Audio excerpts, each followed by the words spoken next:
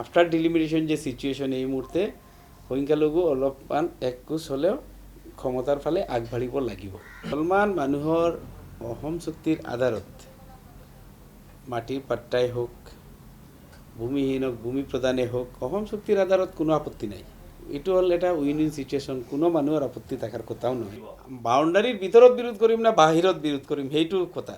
এতিয়া সংখ্যালঘু ৰাইজৰ চিম্পল কথা, আপুনি ভিতৰত গৈ যুঁজ দিয়ক, ভিতৰত গৈ যুঁজক। এনডিএৰ ভিতৰত গৈ যুঁজাটো প্র্যাকটিক্যালি লাভ হ'ব। সংখ্যালঘুদের মসিহা হয়ে উঠতে চাইছেন করিম উদ্দিন। ক্ষমতা ধরে রাখতে এআইইউডিএফ ছেড়ে অগপর হাত ধরছেন করিম।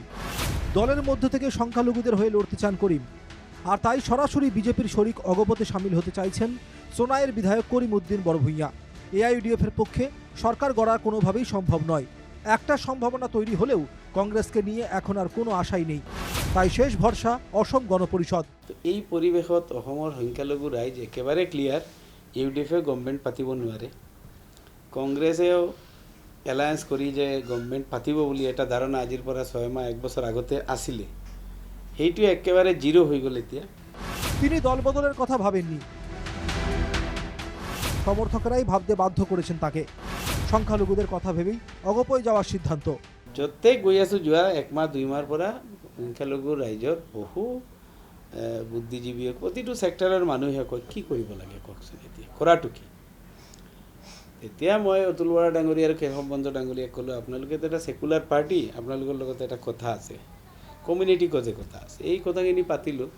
অসম গণপরিষদে হিন্দু মুসলিমের কোনো কথা নেই, সংখ্যালঘুদের সমান গুরুত্ব অগপয়, যুক্তি করিমের। আৰু তেওঁলোকে দুইজনেই এগ্ৰি কৰিছে যে হয় আমিতো সদায় অসমীয়াৰ হকে মাত মাতি আহিছোঁ। আমাৰ ইয়াত হিন্দু মুছলিম বুলি কোনো কথা নাই। আমি অসমৰ প্ৰতিটো চুকে কোণে থকা মানুহখিনি অসমীয়াৰ স্বাৰ্থ ৰক্ষাৰ কাৰণে আমি সদায় মাত মাতি আহিছোঁ। এই কথাখিনি হ'ল। এখানেই শেষ নয়, আরও এক ধাপ এগিয়ে করিমের দাবি, লক্ষ্যহীন রাজনীতির কোনো মানে নেই।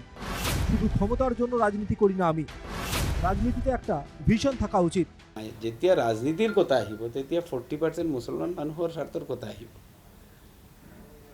কাৰণ একেবাৰে এইমলেছ পলিটিক্স কৰি লাভ নাই নহয় জানো, যে মই বিধায়ক হ'ব লাগে সেইকাৰণে মই পলিটিক্স কৰি আছোঁ, এইটোতো মই কেতিয়াও কৰাও নাই। যোৱা 5 বছৰ এইটো আপোনালোকে দেখা নাই মই কিবা এটা লৈ পলিটিক্স কৰিছোঁ।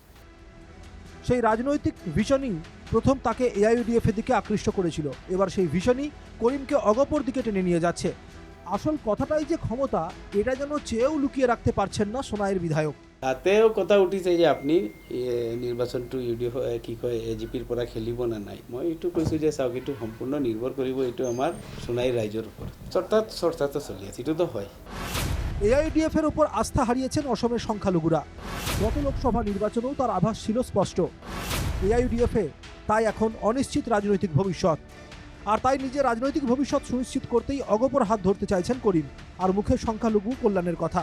তবে অগপর হাত ধরেও করিম এবার সোনায়ে তরি পার করতে পারবেন কিনা এ নিয়েও সংশয় রয়েছে ঢের, কারণ বরাকে দল হিসাবে অগপও তেমন কোনো ভিত্তি নেই। Report, NKTV Bangla.